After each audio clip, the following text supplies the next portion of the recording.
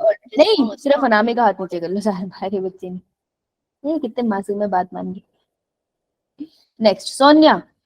Sonia. Yes ma'am. Sonia yes ma'am. बेटे, DNA replication semi conservative होती है, क्या बात का मतलब है? मैम सेमी कंजर्वेटिव होती है डीएनए रेप्लिकेशन, इस बात का मतलब क्या है? मतलब बता दे, पता है तुझे? कोशिश कर, मैम बोल बोल।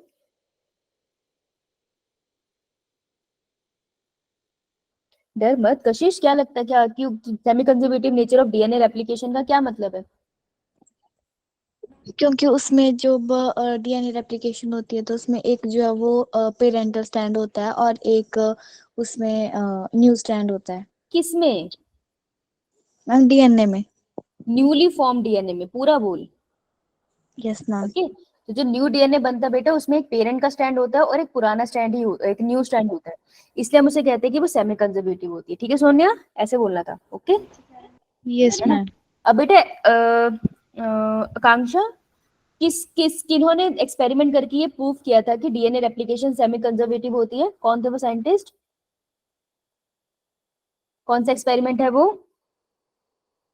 मनीषा?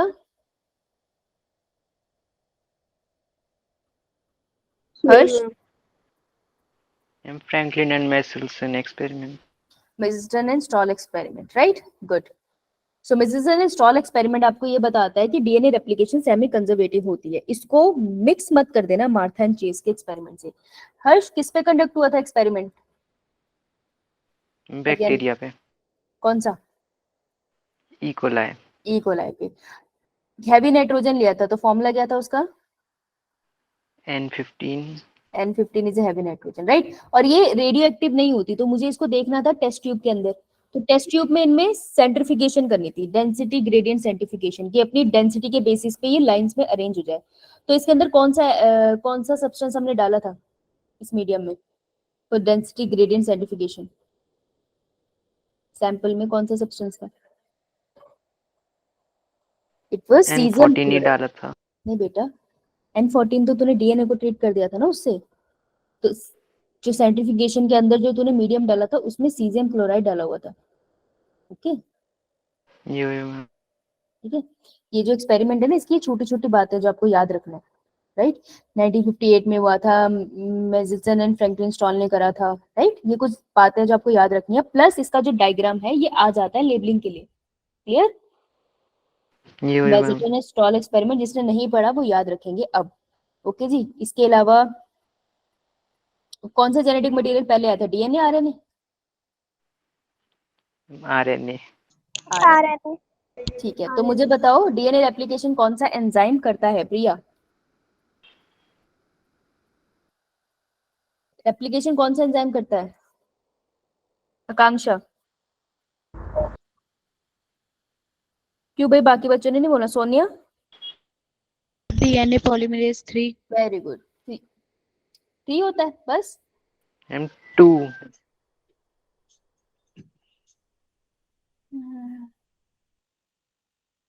बेटा, हमने डीएनए रेप्लिकेशन में तो सिर्फ डीएनए पॉलीमरेज नहीं पढ़ा था?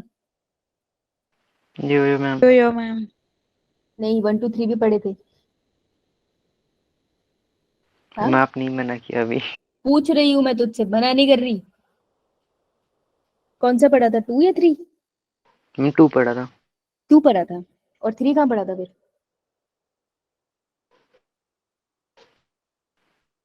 मैम बाद में वो चेक करता है उसको, क्या बोलते हैं, जो स्ट्रैंड फॉर्म हुआ है। हाँ, गुड। सो डीएनए पॉलीमरेज 3 पर यहाँ मेंशन नहीं करते 2, तो सिंपली डीएनए पॉलीमरेज लिख देते हैं, दैट इज फाइन। यहाँ पर लिख रहे हैं ये। तो डीएनए पॉलीमरेज जो होता है, वो जो न्यू स्ट्रैंड होता है उसको सिंथेसाइज किस डायरेक्शन में करता है? और वो पेरेंट स्ट्रैंड, क्वेश्चन सुन लो पूरा, और जो पेरेंट स्ट्रैंड होता है उसको वो रीड किस डायरेक्शन से किस डायरेक्शन में करता है? तो सिंथेसिस की डायरेक्शन बताओ और रीड की डायरेक्शन बताओ। हरीश? मैम रीड करता है 3 to 5 और सिंथेसिस करता है 5 to 3। हाँ, शाबाश, गुड, 5 to 3, वेरी गुड। ये दोनों 4 मार्क के क्वेश्चन थे, गुड। तो ये अंडरलाइन भी किया है, ये जहां पर भी ये दिखे आपको वो हमेशा याद रखना, वो इम्पोर्टेंट है। मुझे बताओ ये रेप्लिकेशन फॉर्क है, ये डायग्राम इंपॉर्टेंट है भाई, पूछ लेते हैं, देखने के लिए आया हुआ है ये PYQ में। तो डीएनए रेप्लिकेशन फॉर्क जो आपको दिख रहा है, तो मुझे बताओ ये अगर डायरेक्शन ए है, देखो एरो ऊपर को जा रहा है, ये डायरेक्शन बी है, एरो इधर को जा रहा है, तो मुझे बताओ डीएनए जो है, ये पेरेंट वाला जो डीएनए है, ये कौन से डायरेक्शन में ओपन हो रहा है, ए डायरेक्शन में या बी डायरेक्शन में? मुझे बताओ कशिश। मैम क्वेश्चन रिपीट करना। ये जो डीएनए है ये कौन सी डायरेक्शन में ओपन हो रहा है, ए डायरेक्शन में या बी डायरेक्शन में? रितेश। मैम डायरेक्शन में। ए डायरेक्शन में, गुड, दोनों ने सही बोला, गुड, ए डायरेक्शन में होना, राइट। तो जिस डायरेक्शन में खुल रहा है उसी डायरेक्शन में डीएनए का न्यू स्ट्रैंड सिंथेसाइज हो, तो ऐसा स्ट्रैंड क्या कहलाता है? Ma'am leading strand. हाँ, लीडिंग स्ट्रैंड या कॉन्टिन्यूअस कॉन्टिन्यूअस स्ट्रैंड, स्ट्रैंड। ठीक है। तो पेरेंट डीएनए उसके लीडिंग स्ट्रैंड में हमेशा 3 प्राइम टू 5 प्राइम होगा, और न्यू स्ट्रैंड बन रहा होगा 5 प्राइम टू 3 प्राइम। जो लैगिंग स्ट्रैंड है वो हमेशा जहां पर डीएनए ओपन हो रहा है उसके ऑपोजिट बन रहा है, बन वो भी 5 प्राइम टू 3 प्राइम रहेगा क्योंकि एंजाइम सेम है, लेकिन ऑपोजिट डायरेक्शन है, डीएनए यहाँ खुल रहा है और ये बन इस डायरेक्शन में रहा है। इसकी लेबलिंग आती है, ध्यान से करना, okay. DNA replication cell cycle के कौन से फेज में काम करती है रितेश, कब होती है? मैम इंटरफेज के एस फेज में। इंटरफेज के एस फेज में, शाबाश, वेरी गुड, गुड।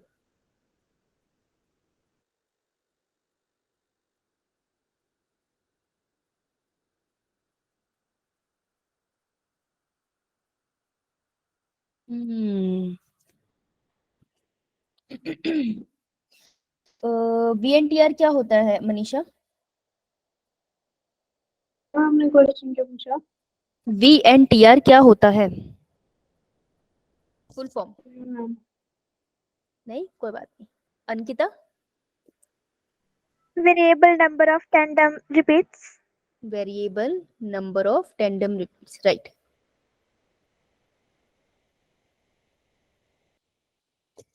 अब जो सैटेलाइट डीएनए होता है, जो सैटेलाइट डीएनए होता है वो 2 टाइप का होता है, क्या क्या नाम है उनके Harsh? Mini and micro. Mini satellite and micro satellite. इसमें से कौन सी सैटेलाइट है जिसको हम बोलते हैं VNTRB, जो डीएनए फिंगरप्रिंटिंग में यूज होती है? मिनी को बोलते हैं। हाँ, मिनी को बोलते हैं, वैसे तो गलत टर्मिनोलॉजी है, दोनों को बोलना चाहिए, दोनों ही variable number of tandem repeat है, लेकिन एनसीईआरटी स्पेसिफिकली मिनी को बोलते हैं, तो याद रखना, ये नीट का क्वेश्चन है PYQ का, ठीक है। तो सैटेलाइट डीएनए में जो मिनी है वो हमारा यूज होता है डीएनए फिंगरप्रिंटिंग के लिए, ये एक बहुत इंपॉर्टेंट क्वेश्चन है, ठीक है जी। इसके अलावा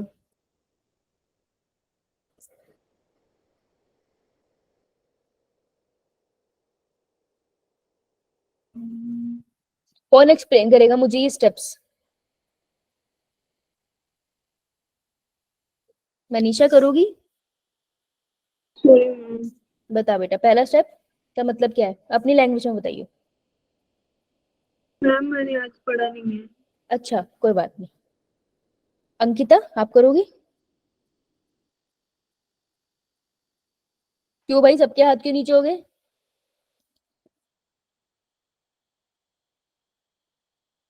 कौन करेगा भाई, देख के एक्सप्लेन, स्टेप्स तो बताने हैं। कोई भी नहीं है बहादुर, सीरियसली? डीएनए फिंगरप्रिंटिंग नहीं आता तुम्हें? सच्ची बताओ। हर्ष, भाग कहाँ गया तू? MDNA फिंगरप्रिंटिंग आज के लिए नहीं पढ़ा था। अच्छा, आज के लिए पढ़ा ही नहीं, इसलिए लैग कॉन्फिडेंस। ओपेरॉन पढ़ा था। लैग ऑपरेंट पढ़ लिया था तूने? मैंने दिया था। मैंने दिया था। ये दिया था, तू ही बता फिर, चला जा बता, देख के बता, पहले स्टेप में क्या हुआ, क्या करेंगे? खून का सैंपल मिला है, तो अब मैं सैंपल के साथ क्या करूं,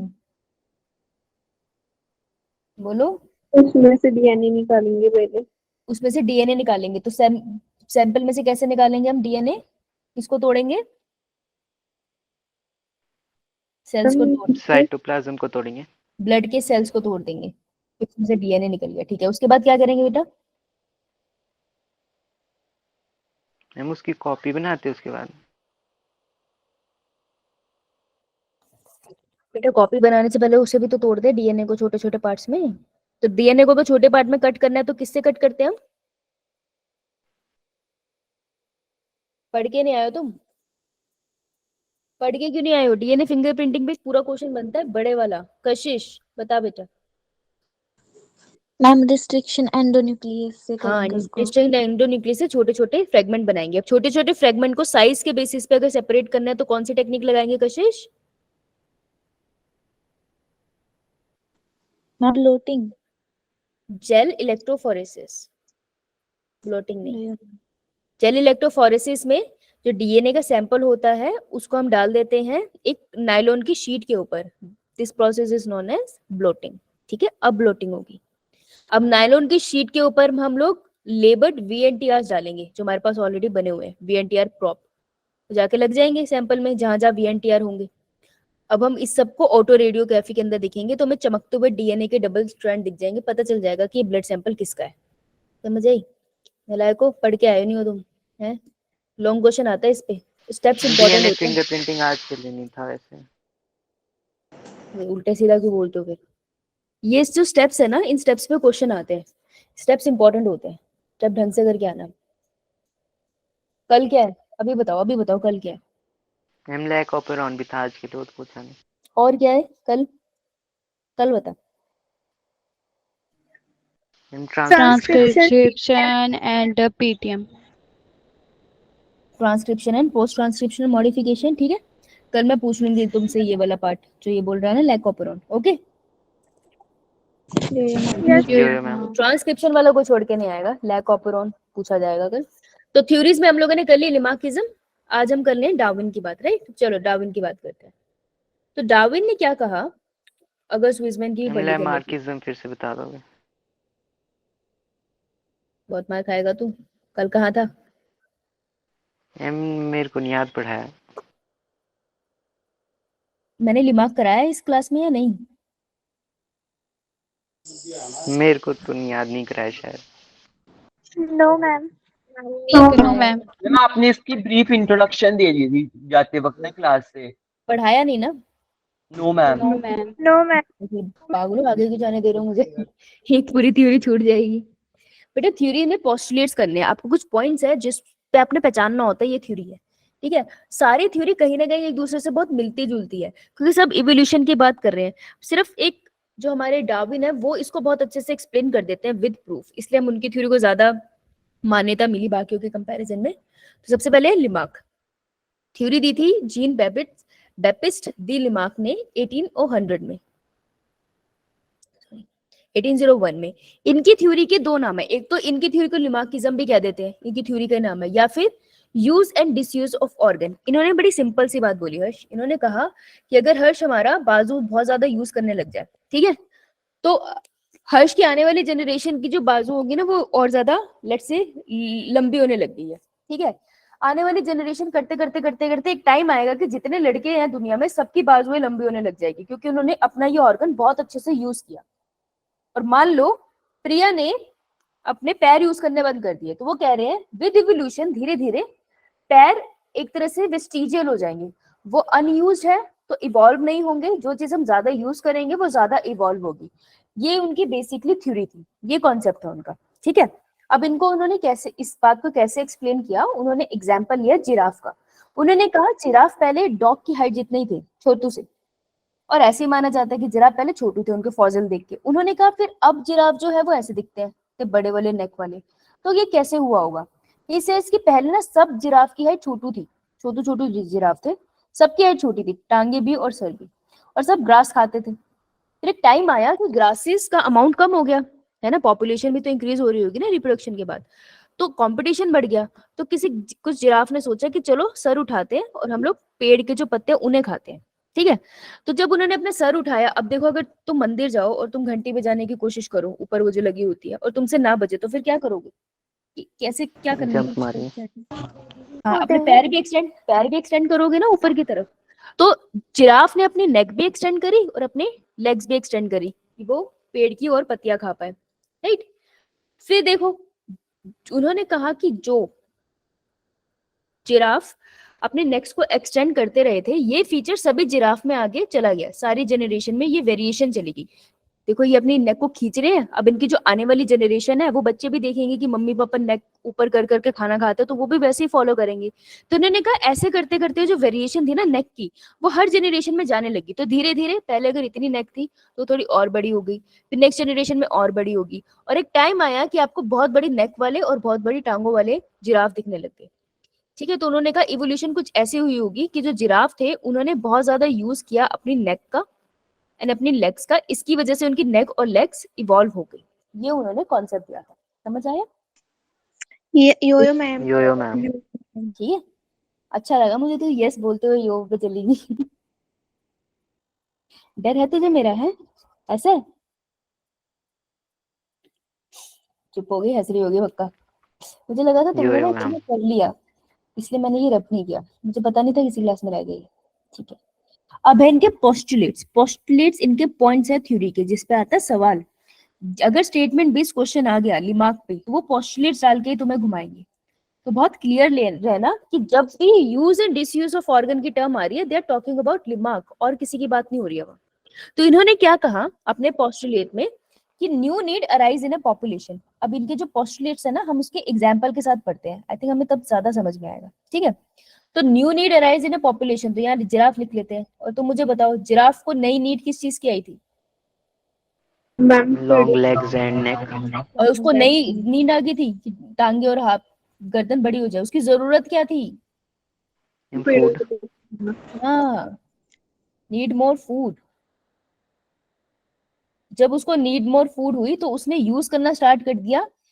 जब भी ऑर्गेनिज्म में न्यू नीड अराइज होती है किसी भी पॉपुलेशन में, ये पॉपुलेशन लेवल का कॉन्सेप्ट होता है। पॉपुलेशन का मतलब है ग्रुप ऑफ सिमिलर ऑर्गेनिज्म।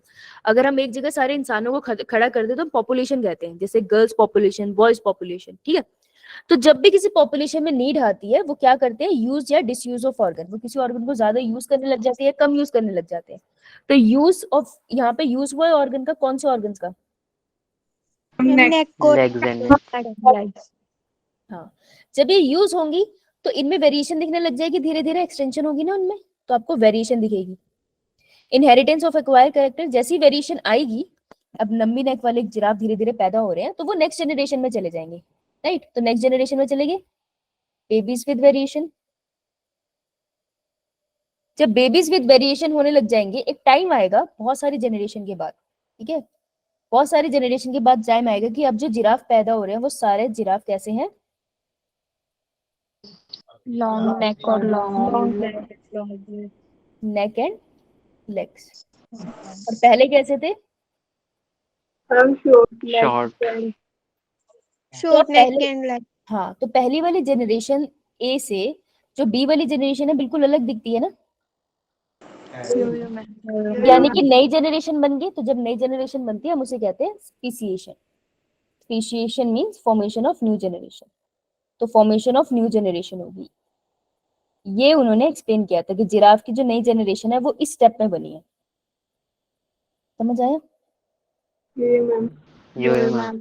इसे ऐसे लिख लो, ये काम आएगा अभी तुम्हें। क्या लगता है, सही बोल रहे गलत बोल रहे हैं? सही बोल रहे हैं। सही बोल रहे हैं, ठीक है।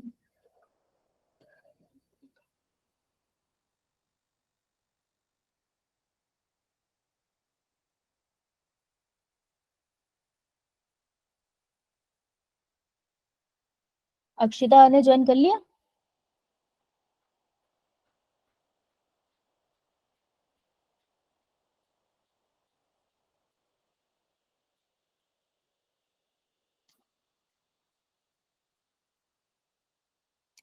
लिखो लिखो लिखो, हो गया तो बताओ।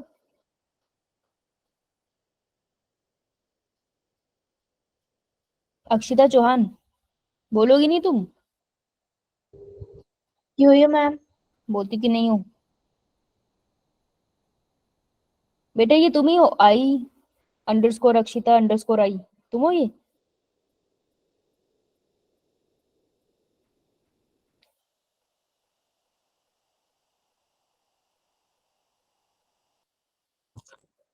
ऑलराइट, मुझे मैसेज आया ना, क्लास ज्वाइन नहीं हुई तो पूछ रही हूँ मैं। चलो जी, आइए। अब इसमें एक चीज की गड़बड़ है। ये क्या कह रहा है कि use and disuse of organ है। तो बेटा अगर कल को कुछ इंसान बैठ गए पैर पकड़ के हम नहीं चलेंगे तो टांगे गायब हो जाएगी हम में। ये बड़े कॉन्ट्रोवर्शियस है। और दूसरी चीज, अगर जिराफ की नेक एक्सटेंड हो रही थी तो अगली जनरेशन में फीचर कैसे चला गया, इस बात की बड़ी कंफ्यूजन थी। तो इस थ्योरी को गलत साबित किया है किसी ने और उनका नाम है अगस्ट विजमैन। ठीक है, इन्होंने ये थ्योरी को गलत साबित कर दिया। ठीक है, तो सॉरी हर्ष, गलत हो गया थोड़ा सा है। तो अगस्ट विजमैन ने थ्योरी कौन सी दी थी? इनकी theory is known as theory of jump plus. पूछते हैं ये जंप प्लास की थ्योरी किसने दी थी और इन्होंने क्या डिसरिगार्ड किया था? तो इन्होंने रिजेक्ट कर दी थी लिमार्क की थ्योरी। कैसे रिजेक्ट करी? इन्होंने चूहों पे एक्सपेरिमेंट किया, लगभग 22 चूहों पे एक्सपेरिमेंट किया है इन्होंने। ठीक है, तो इन्होंने क्या किया, एक जनरेशन की पूंछ काट दी। देखिए यहाँ पे पूंछ काट दी। ठीक है, अब इस जनरेशन को रिप्रोड्यूस कराया तो जो आने वाली जनरेशन पैदा हुई, अब देखो अगर मैंने इसकी पूंछ काट दी मतलब डिसयूज ऑफ ऑर्गन हो गया ना, उसने ऑर्गन यूज नहीं किया पूंछ का, राइट। तो जो आने वाली जनरेशन होनी थी वो भी बिना पूंछ के सरवाइव करनी चाहिए थी, लेकिन आने वाली जनरेशन में पूंछ मिल गई। उसने कहा अच्छा ऐसा है, उसने सेकंड जनरेशन की भी पूंछ काट दी। फिर उनसे जो बच्चे पैदा हुए उनमें भी पूंछे थी। फिर थर्ड जनरेशन आई पूंछ वाली, फिर उन्होंने उनकी पूंछ भी काट दी। तो उन्होंने जितनी बार भी पूंछ काटे हुए चूहे को रिप्रोड्यूस कराया, उनके बच्चे हमेशा पूंछ के साथ ही पैदा हुए। तो टेललेस पेरेंट के बच्चे हमेशा टेल वाले प्रेजेंट हुए। तो इसलिए उन्होंने कहा कि ऐसा नहीं हो सकता कि किसी ऑर्गन को मैं यूज करना बंद कर दूं तो पॉपुलेशन में वो दिखना ही बंद हो जाएगा, ऐसा जरूरी नहीं है। ठीक है, उन्होंने कहा इस वजह से इवोल्यूशन नहीं होती, इसके पीछे और कोई रीजन होगा।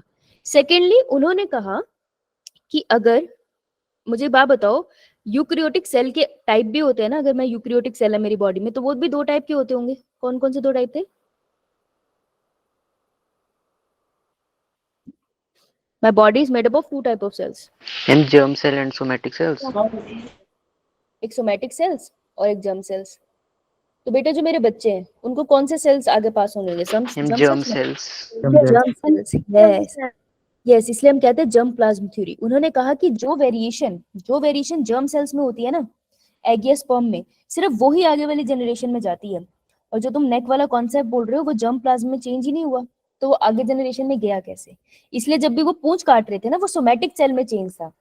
जो चूहे के स्पर्म और एग थे उसमें कोई भी वेरिएशन नहीं आई, इस वजह से नई जनरेशन हमेशा टेल के साथ ही पैदा होती थी। तो उन्होंने दो बातें कही, पहली ये कि एक जनरेशन से दूसरे जनरेशन में जो जीन जाते हैं वो जर्म सेल वाले जाते हैं, कोई भी ऐसे नहीं जाते। और यही बात उन्होंने किसके थ्रू गई थी? थ्रू माइस की टेल, कि अगर मैं एक जनरेशन की टेल काट दूं तो अगली जनरेशन टेल के साथ ही पैदा हो रही है। तो ऐसा नहीं है कि अगर मैं ऑर्गन यूज नहीं कर रहा तो वो डिजेनरेट ही हो गया पूरा। समझ आया? Yo ma'am. इसे हम कहते हैं theory of germ plasm, right? Yo ma'am. अब आते हैं हमारे प्यारे प्यारे डार्विन जी। मिले हो आप इनसे? No ma'am. किसी को कुछ नहीं पता इनके बारे में? इन बुक लिखी थी इन्होंने एक, हाँ, क्या नाम था उसका? Origin of species. Origin of species. अरे वाह, पता है तुझे, गुड, शाबाश। तो इन्होंने बुक लिखी थी ओरिजिन ऑफ स्पीशीज। अब इन्होंने क्या किया था, ये शिप पे वॉयज के लिए गए थे। वॉयज के लिए मतलब एक्सप्लोर करने के लिए गए थे दुनिया। ये नेचुरलिस्ट थे, इन्हें नेचर ऑब्जर्व करना बहुत अच्छा लगता था। तो दिस इज देयर शिप और उनकी शिप का नाम है HMS बीगल। मैंने कहा था थ्योरी पढ़ के आना, पढ़ के नहीं आया ना। तो इनकी शिप का नाम है, ठीक है। क्वेश्चन आता डायरेक्टली, इन्होंने कौन सी थ्योरी दी थी? थ्योरी ऑफ नेचुरल सिलेक्शन इन्होंने दी थी। पहला क्वेश्चन यही आता है। बुक जो इसने बोला अभी, बुक का नाम था on the origin of species, 1859 में पब्लिश हुई थी। This is very important. Ship का नाम था HMS बीगन, ये भी वेरी इंपॉर्टेंट है, ठीक है। तो ये क्या थे? ये रिसर्च स्कॉलर थे। रिसर्च स्कॉलर का मतलब होता है जो PhD कर रहे हैं। तो ये नेचुरलिस्ट थे, तो इन्होंने क्या किया, ये 5 साल के वॉयज में निकल गई और ये साउथ अमेरिका की तरफ, हाँ साउथ अमेरिका की तरफ वॉयज कर रहे थे पानी के अंदर। तो ये डिफरेंट डिफरेंट आइलैंड्स पे रुकते थे, वहाँ के फ्लोरा एंड फौना देखते थे। मतलब जैसे तुम बाहर निकलो, तुम हर आइलैंड पे रुक रहे हो और वहाँ के प्लांट्स और एनिमल्स को ऑब्जर्व कर रहे हो, नोट डाउन कर रहे हो किस तरीके से है। तो ये भी उस टाइम ना दुनिया ये इवोल्यूशन के कॉन्सेप्ट से बहुत ज्यादा इंप्रेस थी, तो वो जानना चाहते थे इवोल्यूशन होती कैसे है। तो सब उसी के बारे में सोच रहे, तो ये भी वैसे ही रिसर्च करने के लिए निकले थे, ठीक है। लेकिन इन्हें पता नहीं था ये एग्जैक्टली क्या ढूंढ पाएंगे। पहले समझ आई कर क्या रहे हैं? यो मैम। तो अभी गए कहाँ, ये गए गैलापेगोस आइलैंड में। अब गैलापेगोस आइलैंड का मतलब क्या है? देखो आइलैंड तो कुछ भी ऐसा द्वीप है, कोई भी लैंड है पानी के आसपास। गैलापेगोस का क्या मतलब होता है? गैलापेगोस मींस कि पहले कोई एक बहुत बड़ा सा लैंड था, ठीक है। फिर अरे अरे बहुत बड़ा सा लैंड, इतना छोटू से कैसे बना दिया मैंने? ये बहुत बड़ा सा लैंड था, फिर समय के साथ साथ टेक्टोनिक प्लेट ने इधर उधर सर मारा और ये बड़ा सा लैंड छोटे छोटे आइलैंड में, छोटे छोटे द्वीप में टूट गया। होता है ये, बहुत गैलापेगोस है। तो a big land when break into little little islands floating in water, तो ये ग्रुप ऑफ आइलैंड्स हुए, ये कह सकती हूँ ना मैंने।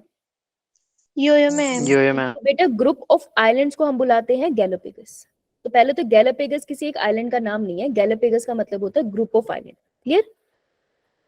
यो मैम। यो मैम। तो देखो ये ग्रुप ऑफ आइलैंड अब इक्वेडोर के पास आपको दिख रहा है, साउथ अमेरिका यो की मैम। तरफ आपको मिलेगा। ये देखो ये आइलैंड्स है, ये थोड़ा सा आपको आइडिया देने के लिए।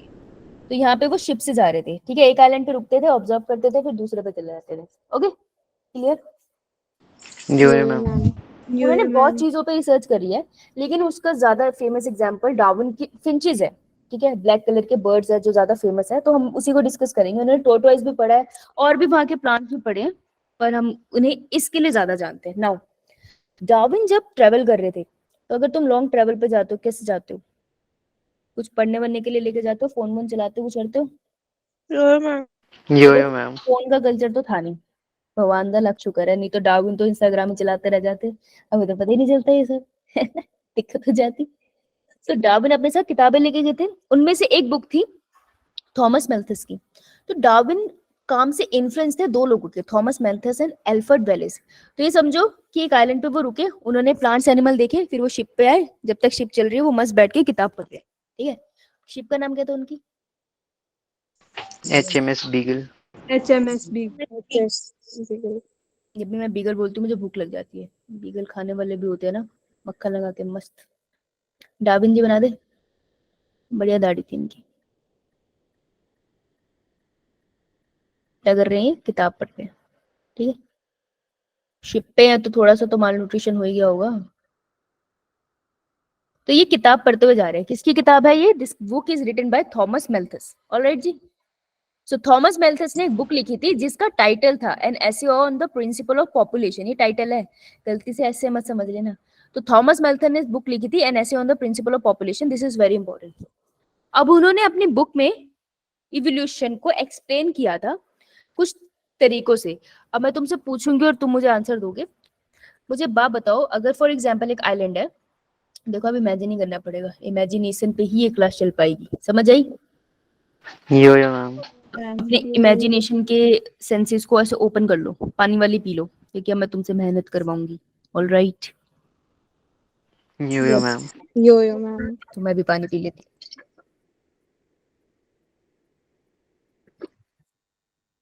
तुम लोगों ने स्पिनिच खाया है? यो मैम। यो मैम। तुम लोगों ने स्पिनिच बनाया है? नो मैम खाया। किसी ने बनाया? यो मैम। तो ये जो स्पिनिच है, इसको करना क्या होता है? इसके साथ नॉर्मल सब्जी की तरह ही बनता है ये? No ma'am. क्या करना है इसके साथ फिर? मैम हमारे यहाँ तो पहले से बॉईल करते हैं, फिर इसमें चावल ऐड करते हैं, फिर बनाते हैं। इसे बॉईल करना पड़ेगा? Yes ma'am. Alright, thank you very much. I am very confuse actually. मैं ले तो आई पर मुझे पता नहीं है बनेगा कैसे, मैंने बनाया ही नहीं कभी। यूट्यूब पे सर्च कर। यार वो सिंपल सी रेसिपी नहीं बनाते ना, मेरे को चाहिए 10 मिनट वाली। बेटा अगर ये बॉईल करके सही नहीं बना ना तो तू जरा कल क्लास में कल आइयो, सारे वाइवा तेरे से लूंगी। नाम क्या है इस बच्ची का? कौन थी? अब तो अच्छा है पहले आजा, नाम नहीं बताएगा कोई। तुम्हारी क्लास में ना एका बहुत है, एक दूसरे की चुगली नहीं करती। दूसरी क्लास वाले मुझे बता देते हैं कौन था जिसने बोला था। कहते नहीं लगाते, तुम अच्छे बच्चे नहीं हो, तुम स्मार्ट हो। चलो कोई ना, मैं ढूंढ लूंगी। एनीवेज सो कुछ ना है की बोलूं। मीनाक्षी बेटा माइक बंद कर ले, पता चल गया हमें तू पढ़ नहीं रही है। ये ना देखो ना। चलो तो ये आइलैंड है, बेटा और मान लो यहाँ पे कोई भी स्पीशीज पॉपुलेशन है किसी की भी, चलो फ्रॉग बना लेते हैं, डड्डू बना दे। यो मैम। यो मैम। ये अपने डड्डू है, इससे ज्यादा मेरे से नहीं बनेंगे। देखो अगर ये आइलैंड पे और भी थोड़े बहुत एनिमल प्लांट्स होंगे, इनको कोई रोकने रोकने वाला है नहीं, इनकी मोहब्बत में ये बढ़िया से रिप्रोड्यूस करेंगे, यो मैम। है ना। हर एनिमल के पास पोटेंशियल तो होती है ना कि वो अनलिमिटेड नंबर टाइम्स रिप्रोड्यूस कर ले, रोक तो नहीं सकता कोई। तो ये बढ़िया से रिप्रोड्यूस कर सकते हैं नेचर में। लेकिन हमने कभी भी ऐसे की जगह देखी, ऐसे कोई आइलैंड देखा है जहाँ पे फ्रॉग ही फ्रॉग रह रहे हैं? No no ma'am. No oh ma'am. Ma'am. तो यही बात वो भी कहते हैं, थॉमस मेल्थस ऐसे सोचते हैं और वो लिखते हैं, एनी स्पीशी लेट से ए हमने ले लिया फ्रॉग, कह रहे उसके पास अनलिमिटेड पोटेंशियल है रिप्रोड्यूस करने की, पर फिर भी उनकी स्पीशी का जो नंबर है वो ऑलमोस्ट कांस्टेंट रहता है ना। सीजनल में भी वेरी करे, बारिश के टाइम पे ज्यादा हो क्योंकि उस टाइम रिप्रोडक्शन चल ही रहा होता है, पर ऑलमोस्ट नंबर कांस्टेंट रहता है। वो कहते हैं ऐसा क्यों, ऐसा क्यों होता है, क्या लगता है ऐसा क्यों होता है? फूड चेन की वजह से। होने वाले भी और ऑर्गेनिजम्स होते हैं। क्या बोला बेटा, दोबारा बोल। मैम फूड चेन की वजह से। फूड चेन वाला रुक जा, दूसरी का पूछ रही हूँ मैं, क्या बोला? मैम कि उन्हें भी खाने वाले कोई और होते हैं। हाँ वो भी फूड चेन में प्रेडेशन ही बोल रही तुम, कि उनमें प्रेडेशन होती होगी इस वजह से। और क्या रीजन होगा? अनलिमिटेड नंबर ऑफ फ्रॉग हो जाएंगे तो क्या दिक्कत आ सकती है? मजाक कर रहे हो तुम मुझसे? अनलिमिटेड नंबर ऑफ ह्यूमन हो जाएगी तो क्या दिक्कत आएगी? मैम रिसोर्सेज कम पड़ जाएंगे। रिसोर्सेज कम पड़ जाएंगे, हाँ सबसे बड़ी दिक्कत तो रिसोर्सेज की है। तो उन्होंने कहा कोई पॉपुलेशन अनलिमिटेड नंबर की इसलिए नहीं होती क्योंकि resources are limited in nature. अब अगर रिसोर्सेज लिमिटेड इन नेचर है तो इस आइलैंड पे जितने फ्रॉग है उनके बीच में क्या होगी? फाइट। कंपटीशन बेटा, कुश्ती होगी उनके बीच में, डिशुम होगा, है ना। तो कंपटीशन दो तरीके का होगा, inter specific and inter specific. Inter specific का मतलब जब सेम स्पीशीज के बीच में कंपटीशन हो, जैसे तुम्हारे स्कूल में कंपटीशन है, 9th और 10th ग्रेड के बच्चे आपस में हॉकी खेल रहे हैं। हाँ प्रकृति बोलो, गलती से हो गया, ठीक है। तो सेम क्लास के बच्चे, 9th और 10th के बच्चे एक ही स्कूल के कबड्डी खेल रहे हैं, तो उनमें इंटर स्पेसिफिक कंपटीशन है। लेकिन एक स्कूल के बच्चे दूसरे स्कूल के बच्चों के साथ मैच लगा रहे हैं कबड्डी का, तो that will be inter specific, means between two species. ठीक है, ये टर्म्स यो मैम। बायोलॉजी में आते हैं, ठीक है जी। तो जब रिसोर्सेज लिमिट होंगे तो कुश्ती होगी फ्रॉग में। अब अगर कुश्ती होगी फ्रॉग में तो कोई एक फ्रॉग जीतेगा, मानते? यो मैम। कुछ हारेगा, है ना। अब जो जीतने वाले होंगे उनमें चेंजेस आने स्टार्ट हो जाएंगे, अगर वो लड़ाई करके जीत रहे हैं तो कैसे दिखते होंगे वो, क्या लगता है? बाकी सबसे स्ट्रांग या बड़े जैसे। स्ट्रॉन्ग होंगे या थोड़े चालाक होंगे, है ना। उनको पता है कि सामने वाले फ्रॉग को अगर मैं पेट पे मार रहा हूँ तो फर्क नहीं पड़ रहा, उसकी आंखों में मारता हूँ चलो फर्क पड़ रहा है, तो उसकी आंखों में सुसु कर रहा है, कह रहा है अब सही है। फ्रॉग तो सुसु ही करते हैं ना जनरली, राइट। पॉइजनस होते हैं वो, या फिर अपनी स्किन से रिलीज करते हैं वो पॉइजन। तो फ्रॉग बहुत डेंजरस होते हैं, हाथ लगाने से मर सकता है इंसान, बहुत खतरनाक चीज होती है फ्रॉग, ठीक है। तो जो भी स्ट्रॉन्ग है उसमें आपको वेरिएशन दिखाई देने लग जाएगी, ठीक है। जिनमें वेरिएशन आ गई मोस्ट प्रोबेबली वो सर्वाइव कर लेंगे। तो जो सर्वाइव करेंगे वो अपनी वेरिएशन, जो उनमें स्ट्रॉन्गनेस आई है, वो अपनी आने वाली जनरेशन को देंगे। यो मैम। ऐसे चलता जाएगा और फिर एक टाइम आएगा जब आपको नई स्पीशी दिखने लग जाएगी, दैट इज स्पीसिएशन। देखो स्पीसिएशन लाखों सालों में होती है, 1000-2000 साल के बाद कोई तुम्हें स्पीशी बनती हुई दिखती है, तो बहुत लंबा प्रोसेस है, बहुत लंबा सोचना पड़ता है।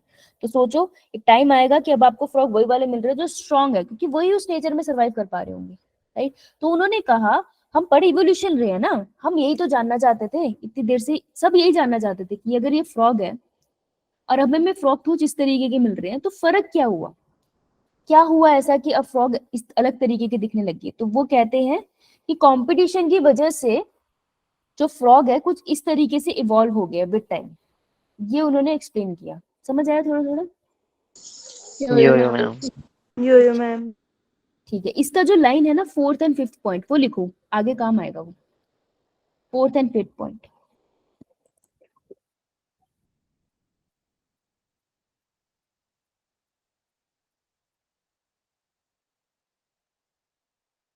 मेरा एक और क्वेश्चन है, पूछू? यो मैम। तेरे से पूछने नहीं, मैं उस बच्ची से पूछ रही हूँ जिसने अपना नाम नहीं बताया। ये जो पालक है, ये ऐसा तो नहीं है ना कड़वा फड़वा होता है कि मतलब ऐसे डाल दो और कड़वा ही रह जाए जैसे करेले में होता है, ऐसा तो नहीं है कुछ? No ma'am. Sure? Yes ma'am. Santosh Yes. ने आंसर दिया था, पता चल गया मुझे। बताती तेरे को मैं कल, रुक जा। ठीक है, अगर ये कड़वा बना और खराब बना ना इसे तो कल बताऊंगी मैं। याद दिलाना मुझे, संतोष से पूछने मैंने सारे डाउट्स, ठीक है? Yes ma'am. हाँ, लेकिन अगर अच्छा बन गया ना तो इस बच्ची से नहीं पूछूंगी, तुम बचोगे नहीं मेरे हाथों से, ये इतने हंसे हैं। चलो यो यो मैम। आओ। तो ये कॉन्सेप्ट था हमारा। तो ये देखो, जब डार्विन जी बैठ के किताब पढ़ रहे थे थॉमस मेल्थस की बुक, तो उन्होंने ये सब पढ़ लिया, उनके दिमाग में यही चीजें घूम रही थी, ठीक है? अब उन्होंने क्या किया, वो उतरे। अब हम डार्विन पे आते हैं, ठीक है जी? ध्यान से सुनो, लाइको इधर उधर की बातें मत क्या करो।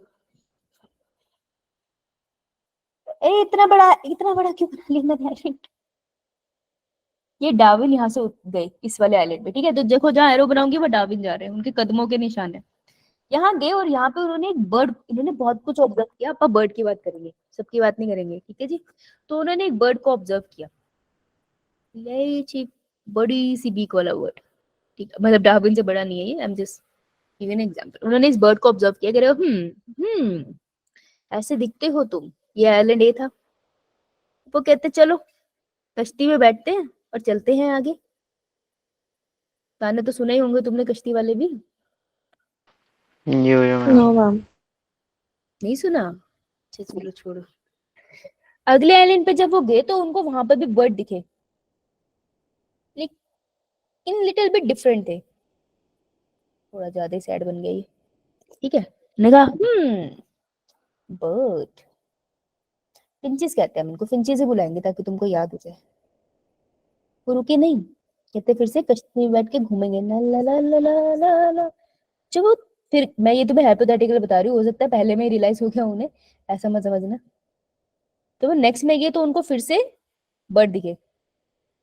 अब उन्होंने ध्यान देना स्टार्ट किया कि ये जो बर्ड्स है ना, ये सारे के सारे बर्ड्स दिखते तो एक जैसे है, लेकिन फर्क कहाँ दिख रहा है तुम्हें? बीक से अलग अलग है। उनकी बीक से अलग अलग है, ठीक है? तो अब इस चीज ने उनको सोच में डाल दिया कि oh my God what happened. ये जो डार्विन की फिंचेस थी वो कुछ इस तरीके की, ये देखो कुछ ऐसा उनको देखने को मिला। पिक्चर 1 2 3 4 उनको ऐसे ऐसे वर्ड अलग अलग आइलैंड पे दिखे। तो picture number 1 and picture number 4 में फर्क क्या है? कौन सा प्यारा बच्चा बताएगा? साइज में किसके साइज में मनीषा? मैम, बीफ के साइज में। पीक के साइज में। फर्स्ट वाले की बड़ी सी दिख रही है और फोर्थ वाले की बहुत पतली सी छोटी सी दिख रही है ना? Yes ma'am. Yo yo ma'am. अब वो सोच में डल गया कि बर्ड एक जैसे दिख रहे हैं लेकिन बीक में फर्क है। तो उन्होंने क्या कंक्लूड किया, उन्होंने ये देखकर ऑब्जर्व करके ये कंक्लूड किया that may be all the birds पहले एक ही थे और अब वो अलग अलग दिखाई देने लगे। तो क्या हुआ होगा, क्या लगता है ऐसा क्या हुआ होगा कि अलग अलग आइलैंड पे अलग अलग बर्ड दिख रहे हैं? कैसे हो सकता है ये? एडेप्टेशन एंड एनवायरनमेंट की वजह से। अलग अलग जगह पे क्यों दिख रहे हैं? सही बोल रहा है तू, थोड़ा सा और सोच। पहले कंजप्शन बोल बेटा बोल। मैम, उनके फूड कंजप्शन की वजह से। फूड कंजप्शन की वजह से। तो पहले गैलोपेगस आइलैंड था कैसा? ये ग्रुप ऑफ आइलैंड पहले कैसे दिखते थे? एक साथ बड़ा आइलैंड था। एक साथ बड़ा आइलैंड। सो ही अज्यूम कि मे बी पहले यहाँ पर सिर्फ सीड ईटिंग बर्ड्स ही थे, ठीक है? ये सब सीड ईटिंग थे। फिर धीरे धीरे आइलैंड अलग हुआ, है ना? तो धीरे धीरे अलग अलग आइलैंड बन गए, डिवाइड हो गया ये। लेट्स से इस ए आइलैंड की बात करते हैं, तो यहाँ पर सीड ईटिंग बर्ड गया होगा, कुछ सीड ईटिंग बर्ड यहीं रह गए होंगे इस आइलैंड पे, अलग हो गए बाकी पॉपुलेशन से। ये सीड खाते थे, लेकिन बाय चांस इस इन्वायरमेंट में सीड कम है, लेकिन यहाँ पे बहुत सारे कीड़े मिलते हैं, इंसेक्ट्स बहुत है। अब धीरे धीरे जब रिसोर्सेज कम होंगे, सीड कम होने लग जाएंगे, तो दो, मैं बर्ड बना रही हूँ, ठीक है? दो सीड बीटिंग ईटिंग बर्ड्स में फाइट होगी। यो यो मैम। जब इनमें फाइट होगी, ठीक है, तो कोई मरेगा कोई बचेगा। सो एक बर्ड ने कभी किसी टाइम किसी बर्ड पॉपुलेशन ने सोचा होगा कि छोड़ो ये लड़ाई, मैं ना इंसेक्ट खाने स्टार्ट करता हूँ। तो अपनी मोटी सी बीक से उसने मिट्टी में वैसे बीक घुसा के इंसेक्ट खींचने की कोशिश करी होगी। तो धीरे धीरे उसने कभी ना कभी इंसेक्ट पकड़ने भी स्टार्ट किए होंगे और उसकी बीक धीरे धीरे मॉडिफाई होने लगी, राइट। तो इसको तो खाना मिल गया, और जो सीड पे डिपेंडेंट था, क्या वो सरवाइव कर पाएगा? No No. मैम। क्योंकि सीड खत्म हो गई, तो एक No, टाइम पे ये ma'am. डाई हो जाएगा। और वो जो सरवाइव कर गया था टाइम के साथ, उसकी देखो, अब वो बी हमेशा अपनी जो चोंच है उसको मिट्टी में डाल के खाना निकालने की कोशिश कर रहे हैं, अभी उसकी चोंच मोटी है। अब जो आने उसके नेक्स्ट बच्चे होंगे, बच्चे भी देखेंगे पेरेंट्स क्या कर रहे हैं, तो बच्चे भी उसी फीचर को मिमिक करने लग जाएंगे। जब बार बार हर जनरेशन ऐसे करेगी ना, तो जो बीक का जो शेप है ना, वो धीरे धीरे चेंज होने लग जाएगा, ठीक है। तो बीक का स्टेज धीरे धीरे चेंज होगा, टाइम विल कम जब आपको ये बर्ड कुछ इस तरीके से दिखाने लग जाएगा, एकदम different, right. So with time different bird बन गया ना, this is called insect eating. तो डार्विन ने कहा इस वजह से हम कहते हैं कि इवोल्यूशन हुआ है। अब इसमें ना उन्होंने दो वर्ड ऐसे ऐड करे जिसकी वजह से उनकी थ्योरी को ज्यादा एक्सेप्ट किया जाता है। देखो कैसे डार्विन ने क्या कॉन्सेप्ट पुट फॉर्थ किया। अभी तुम्हें इतना समझ आया ना कि बर्ड्स के साथ हुआ क्या है। यो है मैम। अब बेटा अब इसके कॉन्सेप्ट को समझते हैं। तो पहले वो 4th और 5th लाइन बताना जो मैंने तुम्हें मैल्थस की लिखवाई थी। डार्विन ने कहा वो होगा, क्या लाइन थी? Resources are limited Resources in nature. Competition is there both interspecific and intraspecific. क्या समझ रखा तूने मुझे? है limited in nature, resources limited है नेचर में। तो बर्ड्स के केस में रिसोर्सेज क्या थे? खाना, राइट। सीड, क्योंकि सारे सीड खाते थे। जब रिसोर्सेज लिमिटेड हुए तो कंपटीशन हुआ। कंपटीशन हुआ तो कंपटीशन में जो चालाक था, कंपटीशन में हमेशा डिशुम डिशुम नहीं करना होता, स्मार्ट भी बनना होता है। अब हर कंपटीशन का मतलब थोड़ी ना सारे नीट का प्रिपेयर करो तो तुम दूसरे बंदे को परेशान करना स्टार्ट कर लो। तुम स्मार्ट बन जाओ। तुम स्मार्ट कैसे बन जाओगे? तुम एडवांस में पढ़ाई कर लिया करो, अपने कोर्स को पहले प्रिपेयर करके रख लो, जब एंड में पेपर होगा तुम्हें दिक्कत नहीं होगी, राइट। तो तुम्हें कोई भी क्रैश कोर्स वगैरह ज्वाइन करने की, कहीं और जाने की जरूरत ही नहीं पड़ेगी, तुम्हारा फ्री में हो जाएगा। तो वही किसी एक स्मार्ट बर्ड ने सोचा कि चल मैं क्यों खामखा थोड़े से सीट के पीछे लड़ रहा हूँ या लड़ रही हूँ, लेट्स गो इंसेक्ट्स खाने की कोशिश करते। तो कंपटीशन आया, ठीक है, कंपटीशन आया तो वेरिएशन आनी स्टार्ट हुई। वेरिएशन आ गई ना उसकी हरकत में। जब वेरिएशन आई, फिर उसके बाद डार्विन का कॉन्सेप्ट आता है। वो कह रहा है पहले तो वही हुआ जो उन्होंने बोला थॉमस ने, इंडिविजुअल विद बेनिफिशियल वेरिएशन। वो इंडिविजुअल जिसमें बेनिफिशियल वेरिएशन थी, जिसकी बीक थोड़ी पतली हो गई, जिसने इंसेक्ट खाना स्टार्ट कर दिया, will survive more in nature. वो नेचर में ज्यादा सर्वाइव करेगा ना, क्योंकि उसके पास तो खाना बहुत सारा है, राइट। तो will survive more in nature.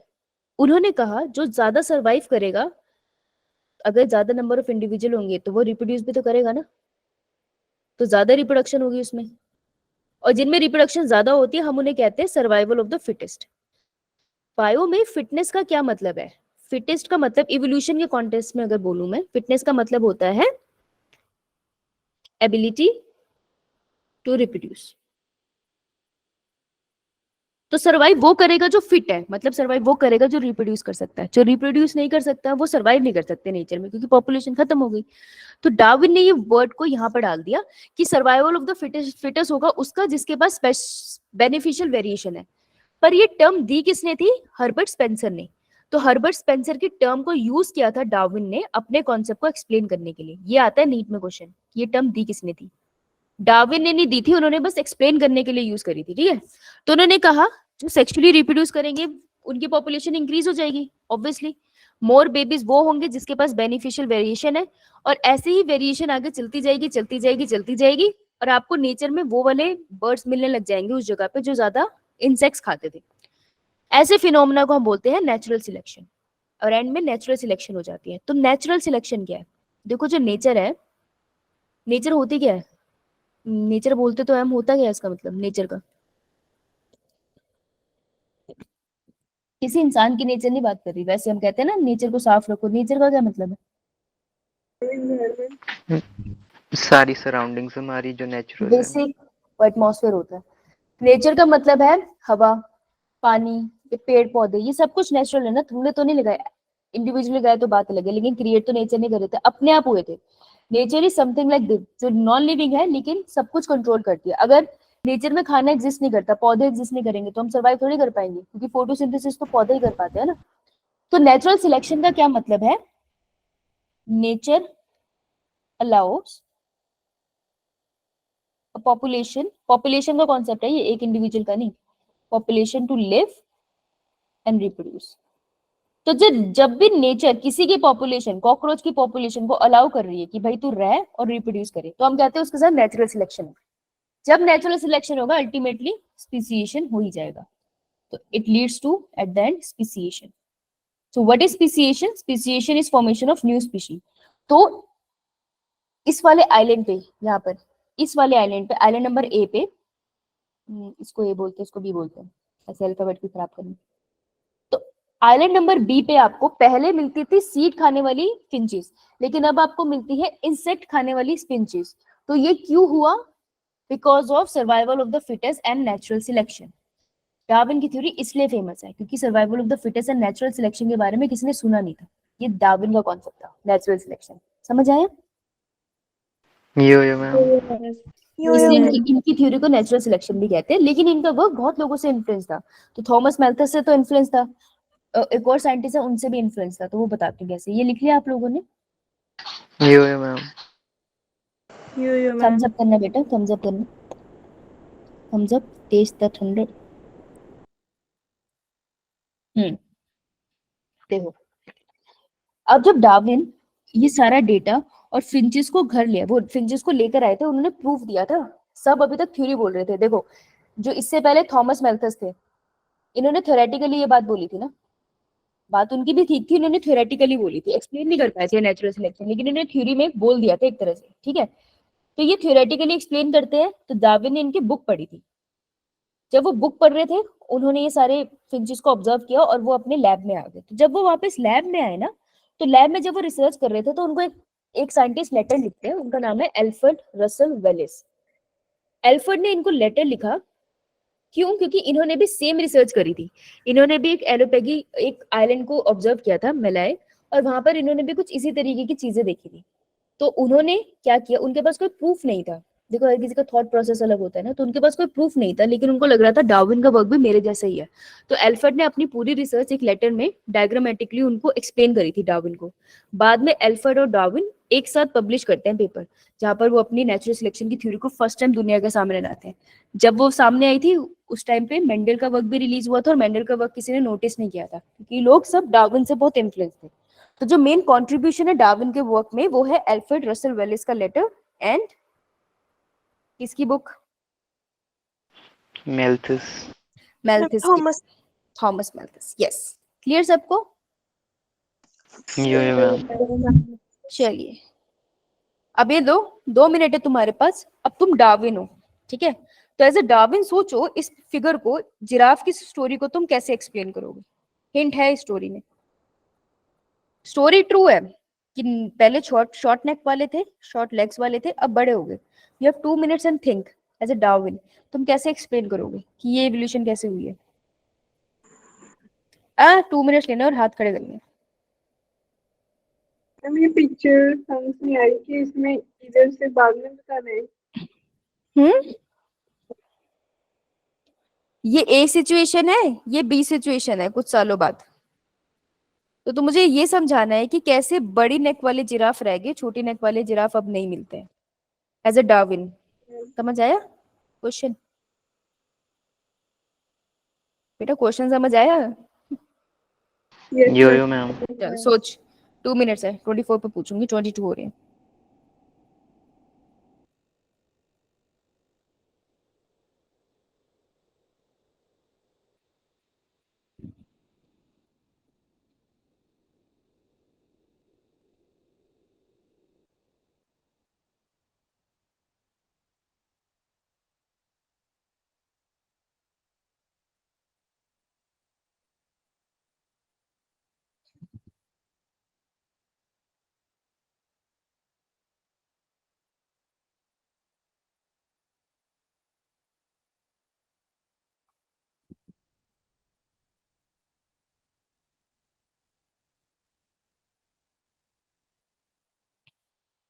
एक मिनट लेफ्ट। कॉपी पे लिख लो, जब आपको अपना कभी भी किसी से, कभी कोई प्रेजेंटेशन देनी होती है, अपना पॉइंट ऑफ व्यू रखना होता है ना, उसको शॉर्ट में कॉपी में लिखते हैं, आपको याद रहता है कौन कौन से पॉइंट्स मुझे मेंशन करने हैं। लिख लो, अगर पॉइंट्स लिख लिए तो गलत नहीं होंगे।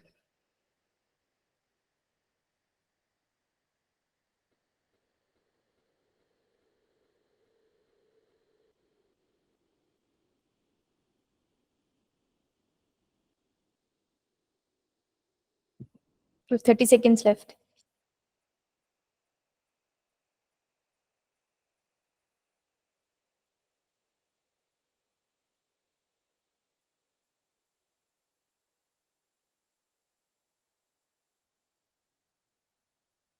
चल, लेट्स सी किसने हाथ खड़े करे हैं।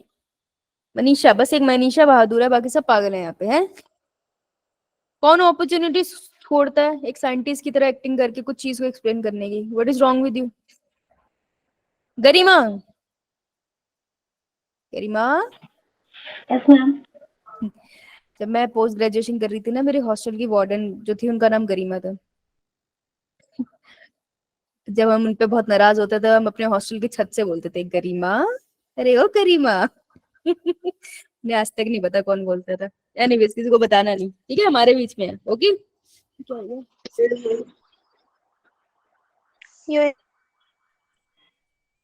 ओके, मुझे पता नहीं क्या हुआ। ऑलराइट, गरिमा जी, गरिमा बताइए। मैम, जो लंबी नेक वाले जिराफ थे वो इसलिए बच गए क्योंकि वो ट्रीज तक पहुंच पाएंगे, क्योंकि ट्रीज काफी टॉल होते हैं। शॉर्ट नेक वाले नहीं पहुंच पाए क्योंकि नहीं, ट्रीज टॉल होते हैं। हाँ, आंसर काफी करीब है। क्लियर नहीं बोला तूने, लेकिन आंसर करीब था। गुड गरिमा बेटी। आकांक्षा जी बताइए, क्या ऐड करोगे इसमें? आकांक्षा जी बता नहीं सकते आप क्या ऐड करेंगे? कोई बात नहीं। अनामिका जी आप बताइए, क्या ऐड करोगे बेटा? मैम इसमें ये था कि बोल बोल।